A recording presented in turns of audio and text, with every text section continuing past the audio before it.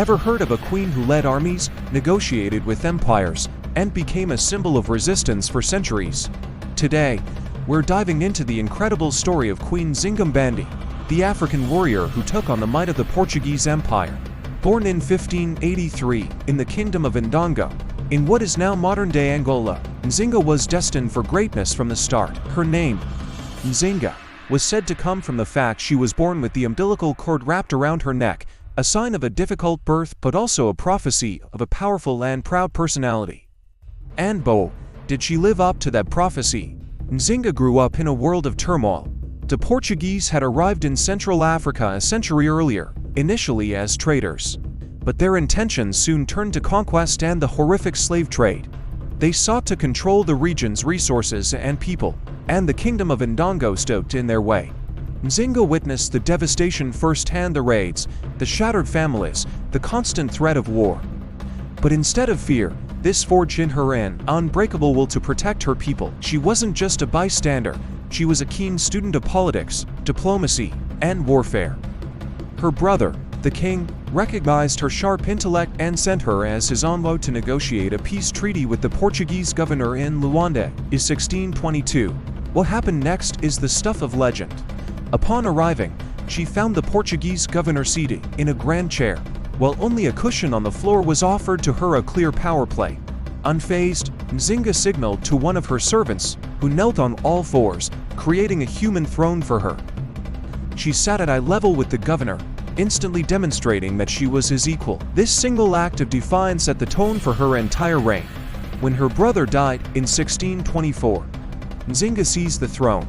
Now, as Queen of Nzinga, she faced a relentless enemy. The Portuguese refused to recognize her authority and escalated their attacks. So, Nzinga did something extraordinary.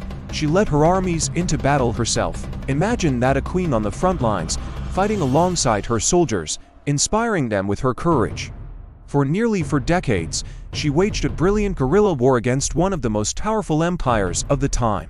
She was a master strategist and diplomat. When the Portuguese pushed her out of Nzinga, she didn't surrender. She retreated, conquered the nearby kingdom of Matamba, and established a new power base. She formed alliances with other local groups and even with the Dutch, who were rivals of the Portuguese. She created a formidable coalition, turning her kingdom into a safe haven for those escaping Portuguese enslavement. Her territory became known as a free land, a beacon of hope against colonial oppression. Nzinga's reign was a constant chess match, using every tool at her disposal: military force, clever negotiations, strategic alliances, and even converting to Christianity for a time to gain a diplomatic advantage. She adapted, she outsmarted, and she never, ever gave up. She ruled until her death in 1663, at the age of 80. Undefeated and still in control of her kingdom. Queen Nzinga's legacy is immense. She is remembered not just as a warrior, but as a brilliant leader who dedicated her life to the freedom and sovereignty of her people. Her story of resistance against impossible odds has inspired generations across Africa and the world.